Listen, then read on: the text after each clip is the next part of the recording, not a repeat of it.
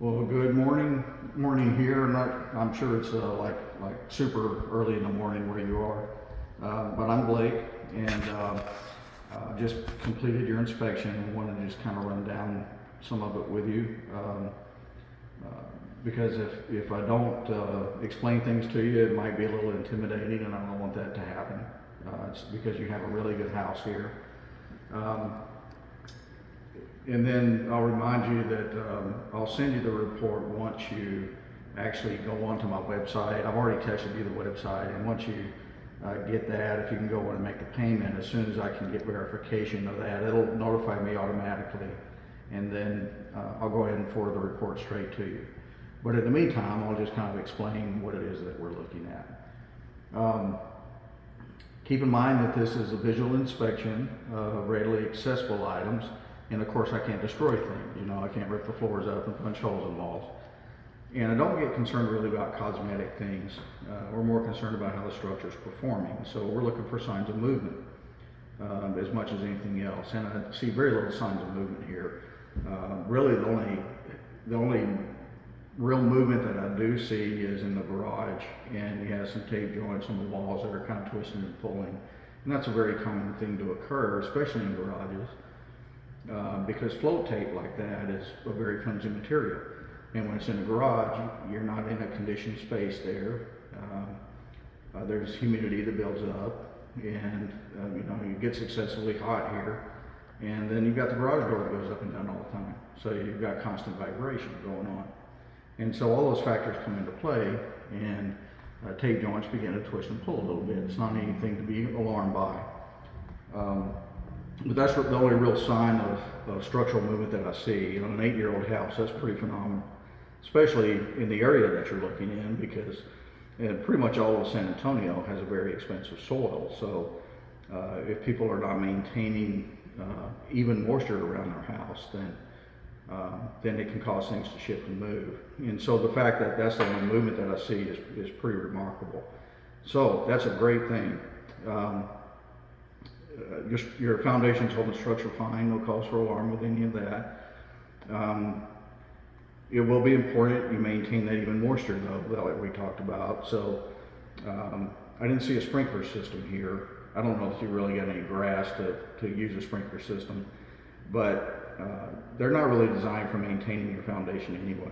You know, soaker hoses really are a more effective way to do that, because you can hook a soaker hose up to each water faucet on the outside and just stretch them all the way around the house.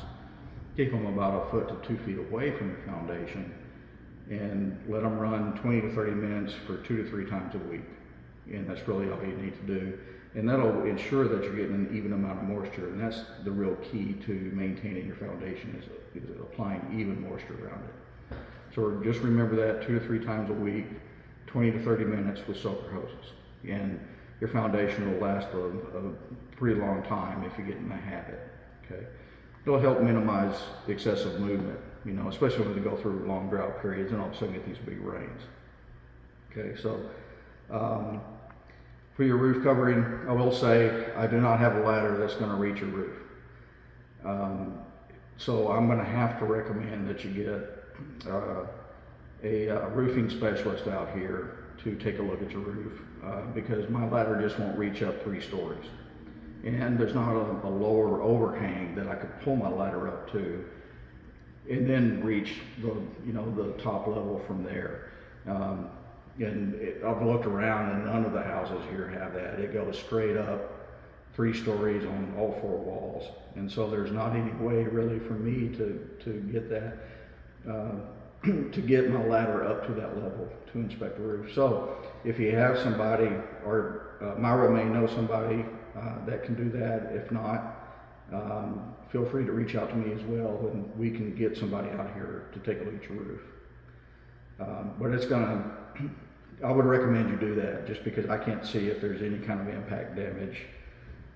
I can't tell what's going on up there. Mm-hmm. So your attic looks really good. You got blown-in insulation.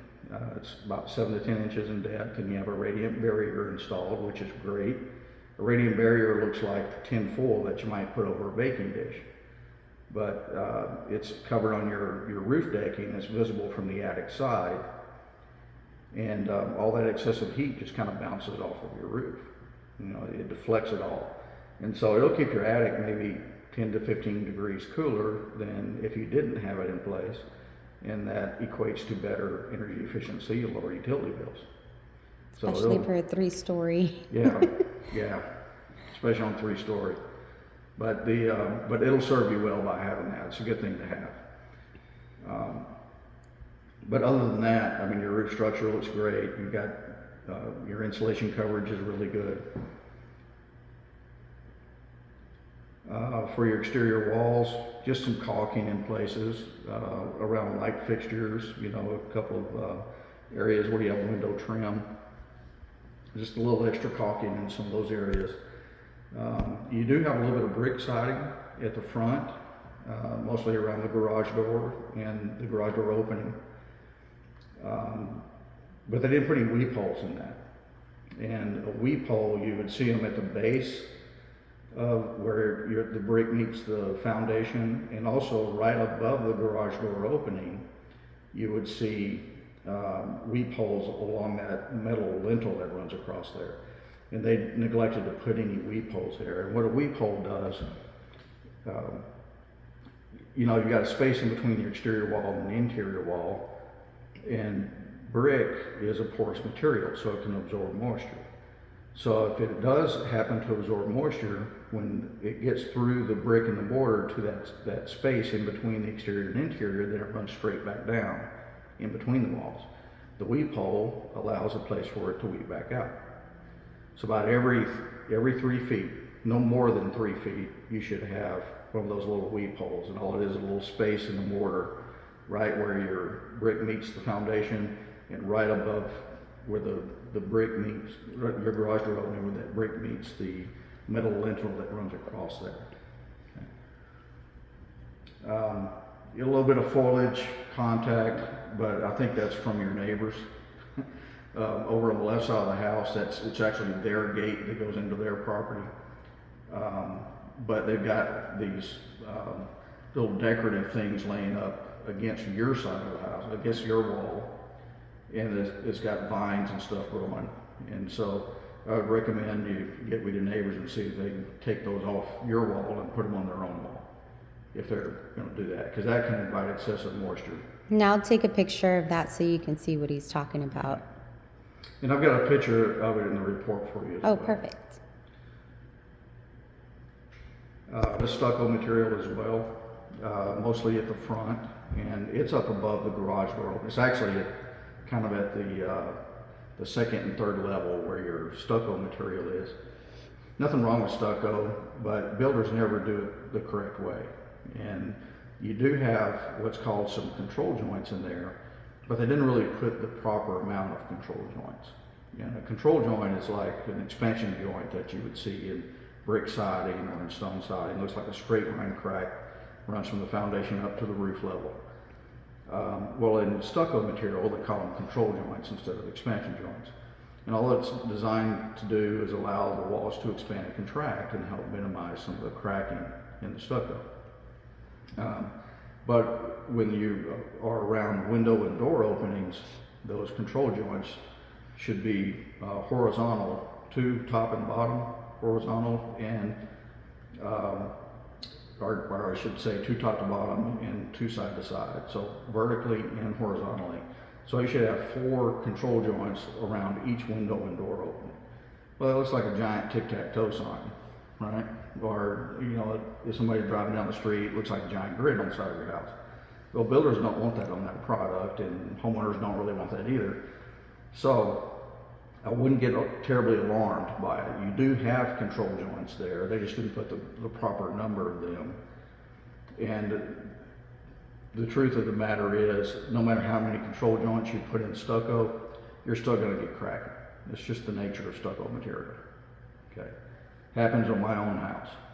Okay, so I wouldn't get alarmed by that. It's just an observation that they didn't, you know, the control joints are incomplete or insufficient. Okay. talked a little bit already about the interior walls.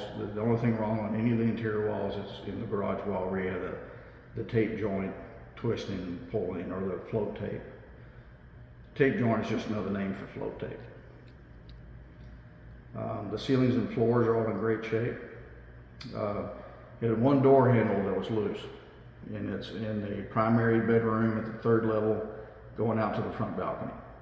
It just needs to be, the screws need to be tightened down on it. That's all it takes. Okay. Other than that, all your doors are in good shape. You did have one window at the 3rd level at the rear bedroom. At the stationary window, you have 2 operable windows and you have 1 stationary window. And the stationary window has a defective seal. And so, in other words, it's getting a little bit cloudy in between the 2 panes because it's a double pane window. And so, when that occurs, you can lose some of your energy efficiency at your house that way. What's a good fix for that? Is it just like recocking it? No, the only reliable way I know of is to replace the panes in the window. You don't have to replace the entire window, you know, frame and everything. Right. Just the panes. Just the panes. Okay. But that can be pretty costly, especially on a big stationary window like this one. Okay. So, you know, it's not an excessive broken seal. You know, it's not like you open it up and all you see is the cloud. You know, you can still see through it. Just seeing a little bit of it. But it looks dirty and you cannot clean it off by wiping on it. And so that tells me it's inside between the panes and not on the exterior of the panes. Okay. Okay. At your upper flight of stairs, the only thing to pick on with any of the stairs is the upper flight. It has a loose rail at the very top. It just needs to be secured back down a little bit better. Sometimes that happens as people move out of houses or move in. Furniture, Hits on the rail and knocks them loose. There's no fireplace. Your porches and balconies all look to be in good shape. For your main electrical panel, first I couldn't determine that there is a grounding rod. I couldn't verify a grounding rod for the whole house ground. It's there, it's just they got it covered up with rocks, and so I can't see it. But I'm just pointing out that I couldn't verify that it's there, that's all. But I can almost promise you know that it's there, yeah. It's gonna be there, yeah. Inside your main electrical panel, you don't have what's called a whole house surge protector. And that just helps prevent surges in case you have a lightning strike, you know. But that wasn't required until 2020. Well, this house was built in 2015, you know, so you're not gonna have that. And you're actually better off probably just buying the little surge protecting multiple outlet strips that we all use, all of us used until 2020, you know, because the whole house surge didn't exist until right. So the world was fine without that until 2020. So it's just one of those things that we have to write up as inspectors because it's, you know, electricians come up with new devices all the time and they incorporate it on a national electric code, and so every builder in the nation has to do it. But that's just typical with the age of this home. It's typical of the age of the home, so I wouldn't worry about it. Just buy the little multiple outlets or bring the ones from Hawaii here with you and use those. Yeah. You also have a neutral wire that is going into a breaker. It's a white wire and it's not identified properly as a hot wire. Anytime a wire goes into a breaker, that makes it a hot wire, okay? And so any live wire should be red or black in color or have some kind of marker on it in black or red to identify it as a hot wire. But if anybody's inside this panel with a dead front cover off of it, like I had it, they better know that wire's hot anyway, okay? And if they don't know that, not only should they not be inside the panel, but they're not gonna know a piece of tape identifies that as hot, no matter what color it is, okay? You could put a bare ground wire into that slot. It's just nothing but copper, and you'll get the same result. You know, it's just a color coding thing, and there's really nothing wrong with the neutral wire being there. It's designed to be used in that capacity. Just for them to be aware that it's a hot wire. Yeah. So you'd sell the house someday and hire, you know, the buyer hire somebody like me. They'll make the same comment. They'll call it, you know, hopefully they'll explain it to you like I am. But you won't face that issue until, you know, you get ready to sell the house again. And so I wouldn't get overly concerned about that because there's really nothing wrong with it. Okay, so I told you all that to tell you, you can forget about this write up if you want to. Nothing wrong. That's a lot of explanation until you forget about it, right? Your sub panel in the garage looked good. I took that panel off the wall as well. Everything looks good there. For your branch circuit wiring throughout the house, everything's in good shape except for one little thing. And when I say little, I mean little. You got a GFCI outlet just to the left of your kitchen sink that's just a little bit loose in the wall. One right above the dishwasher. Oh, Right there on the counter. yeah. I'll point to this one. So I'll put my tester in here. Oh, yeah. Mm-hmm. So it just needs to be It tightened just down. screwed in, yeah.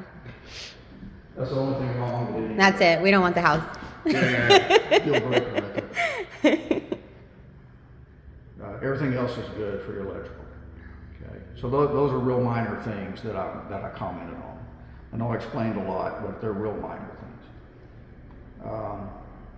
Your heating unit looked good. It's located inside your attic. It's got all the bells and whistles it needs. Your condensing unit outside, you have a little bit of rust and corrosion on the fan motor right at the top of the unit.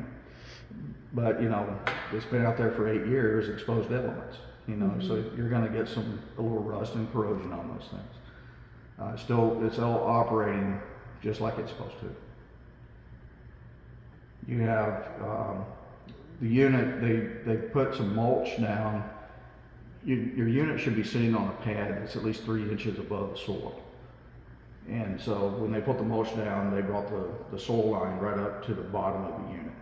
So it could just get some moisture in there and begin to corrode that part of the system as well. So just keep in mind that the pad is there, they just covered it up. But you want that 3 inches of space in between. Yeah.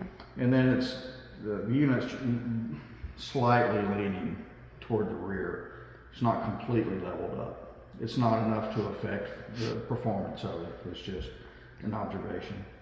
But your system's working great. I'm getting a 16-degree temperature differential, and I should be getting between 15 and 22 degrees. So you're right in the range between the supply air and the return air on that differential I should be getting. So it's in good shape. Flex ducts in the attic are all in good shape. Public water, public sewer. In the first level bathroom, the sink stopper doesn't want to seat properly. Or it's just not functioning properly.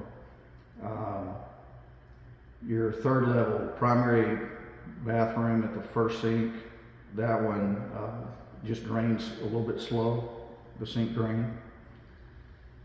And then your first level bathroom and your third level rear bathroom, that you've got the tub and shower combos, and you have a little handle at the top of the tub spout. You pull it up and it diverts water up to the shower head, and it's not diverting all the water up to the shower head. You still have a little water coming out of the tub spout when your shower's running.